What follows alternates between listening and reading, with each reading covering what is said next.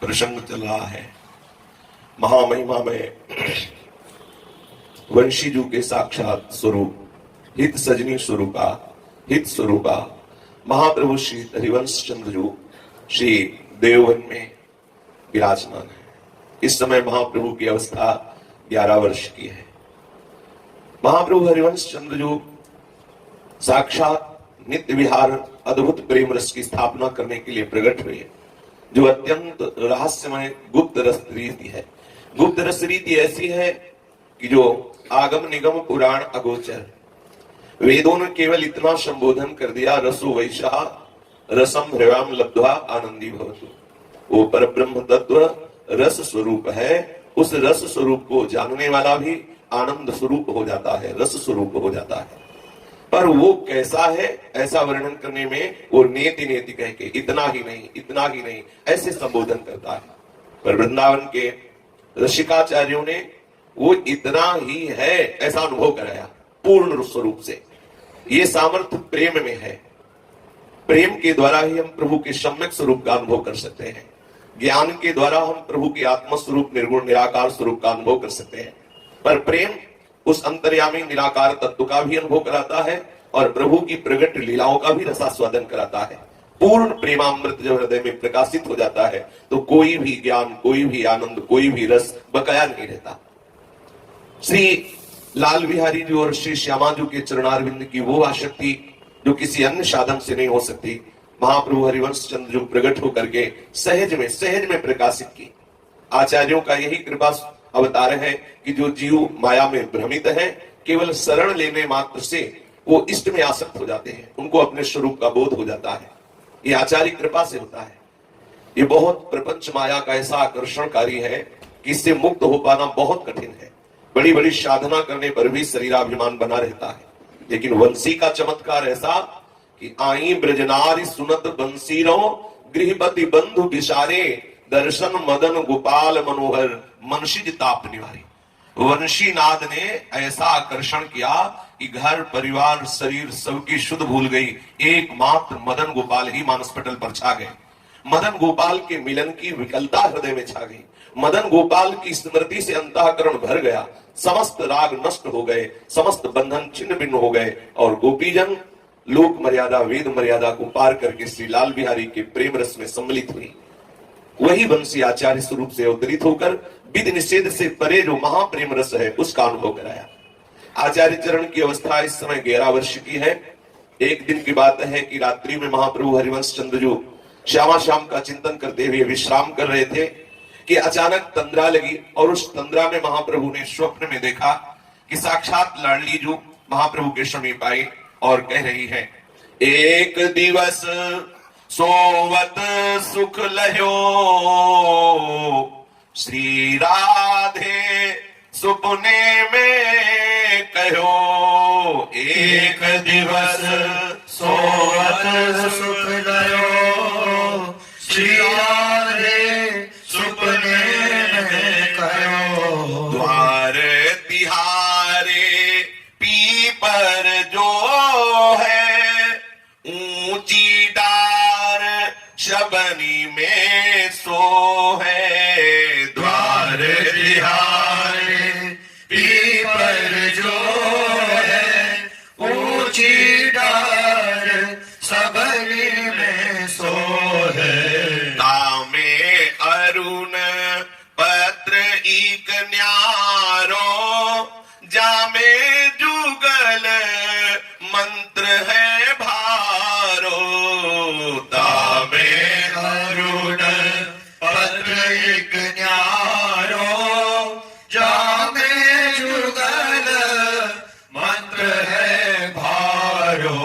देहु मंत्र तुम करहु प्रकाशा रसिक जननी की पूजबहु आशा। लेहु मंत्र तुम करहु प्रकाशा रसिक जननी की पूजबहु आशा। पूरी रात्रि महाआनंद में श्री श्यामा जो स्वप्न में प्रकट हुई और कहा, हे हित सजनी, प्रातः काल सामने आपके द्वार के जो पीपल है उसमें एक ऊंची जो डाल है उसमें एक पीपल के अरुण पत्र में हमारे नित्य विहार का बीज मंत्र जिसे निज मंत्र कहते हैं वो उसमें लिखा हुआ है। प्रातः काल उस मंत्र को स्वीकार करके आप सबको इसी मंत्र के प्रभाव से हमारे नित्य विहार रस का अनुभव कराएं। जो इस मंत्र का सतत आश्रय लेकर जप करेगा वो निश्चित हमारे सहचरी बप्पू को प्राप्त हो जाएगा। महाप्रभु प्यारी जी के उस स्वरूप का जो सहज सौंदर्यता की सीमा है चिंतन करते रहे। प्रातः काल होते ही उन्मत्तता छा गई और महाप्रभु दरवाजे के सामने ही बगीचे में जो पीपल का पेड़ था वहां पहुंचे और बेशुद्ध हो रहे हैं। श्री लाडली जी ने स्वप्न में प्रकट होकर ऐसा कहा है, महाप्रभु बस इतना चिंतन करते हुए बेशुद्ध हो रहे। मानस पटल पर निकुंज विहारिणी की अद्भुत शोभा छाई हुई है। ऐसा चिंतन प्रबल हुआ, ऐसा प्रेमोन्माद हुआ कि शरीर की शुद्ध भूल गई और भूमि पर मूर्छित होकर महाप्रभु गिर पड़े। इतने में ही महाअमृतमय कर कमल का स्पर्श प्राप्त हुआ। देखा कि समीप में साक्षात श्री लाडली जी महाराज विराजमान है। लाडली जो दुलार करती हुई हित महाप्रभु से कहा कि जो हमने स्वप्न में तुम्हें संबोधन किया, देखो ये वो ऊंची डाल है जिसमें वो अरुण पत्र है।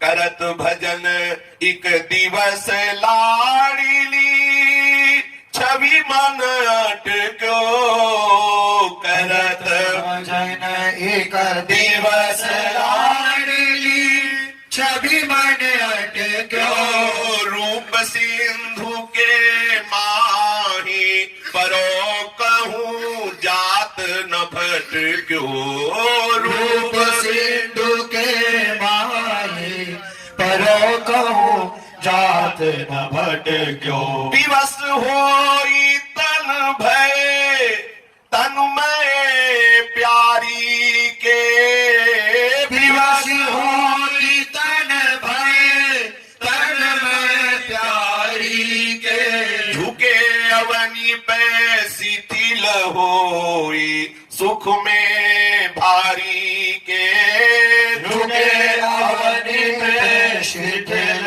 होई सुख में भारी के, कृपा करी श्री राधिका प्रगट हो दर्शन दियो, कृपा करी श्री राधिका प्रगट होए दर्शन दियो, अपने हित को जानी के हित सो मंत्र सुनाए दियो, अपने हित को जान के हित सो मंत्र सुनाए दियो।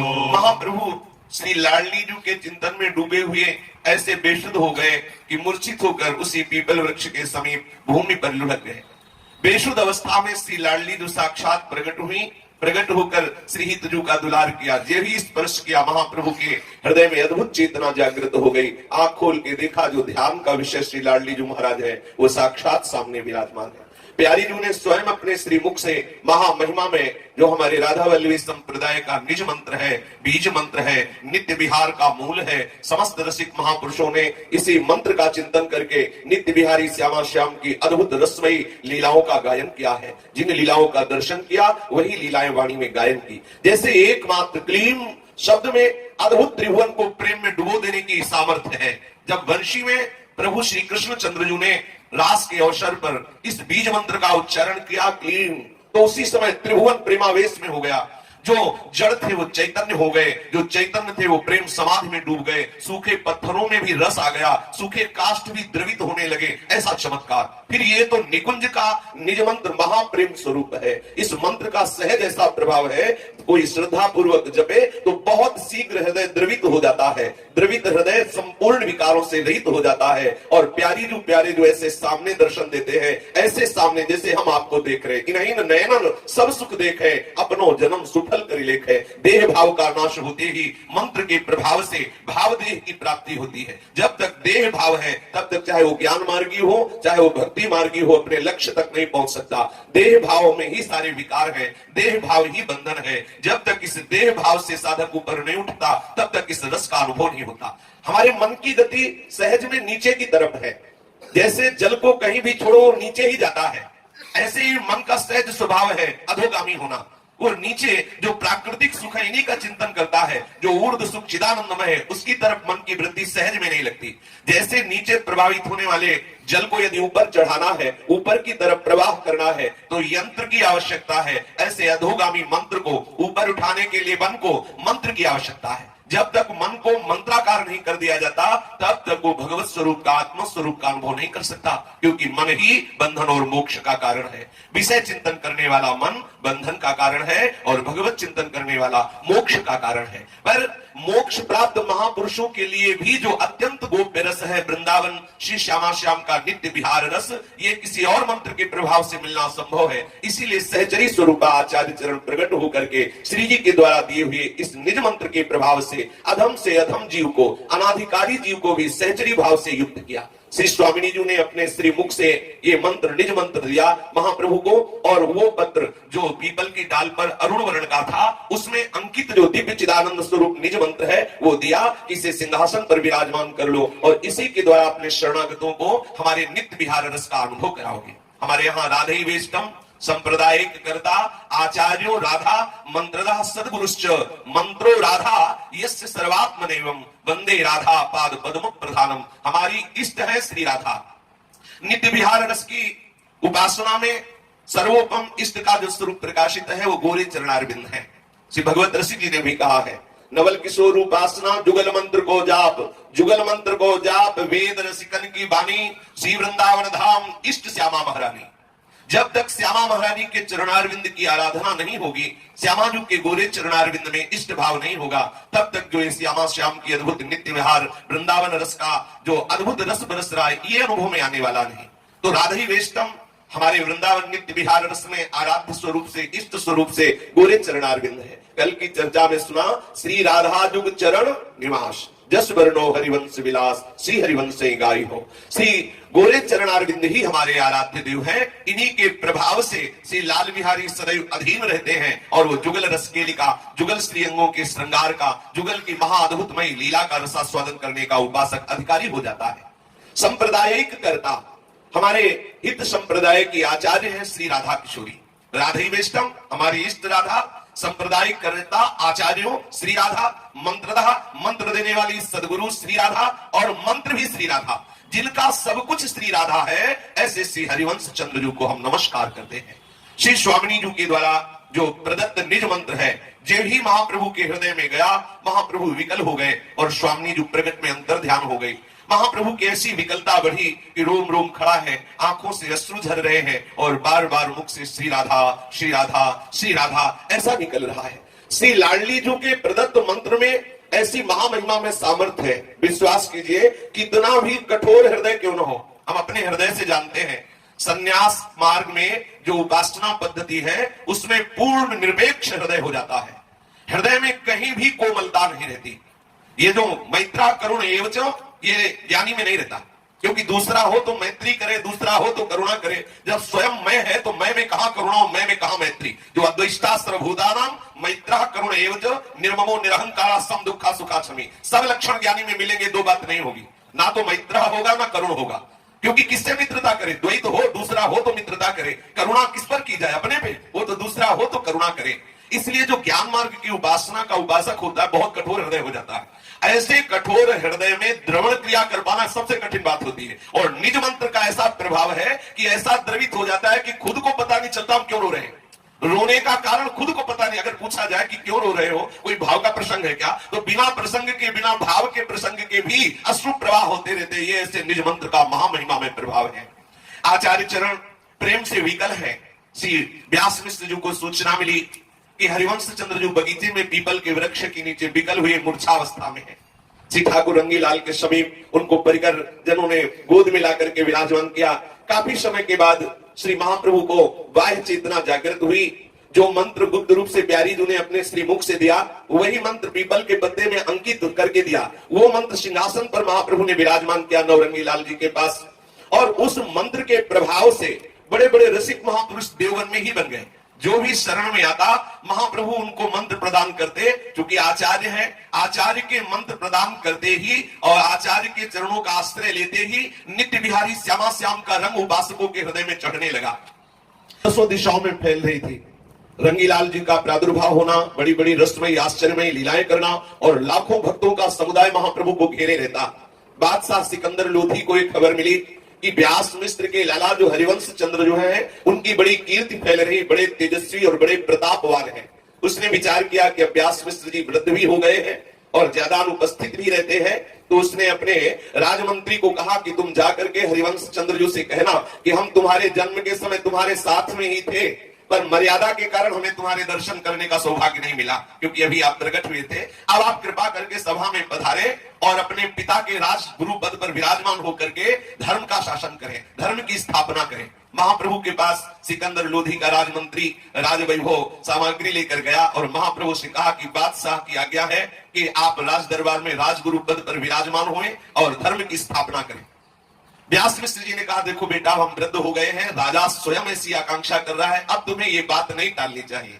महाप्रभु ने मुस्कुराते हुए कहा कि हमें किसी और बादशाह के शासन में या उसके दिए हुए पद पर बैठने की आवश्यकता नहीं है।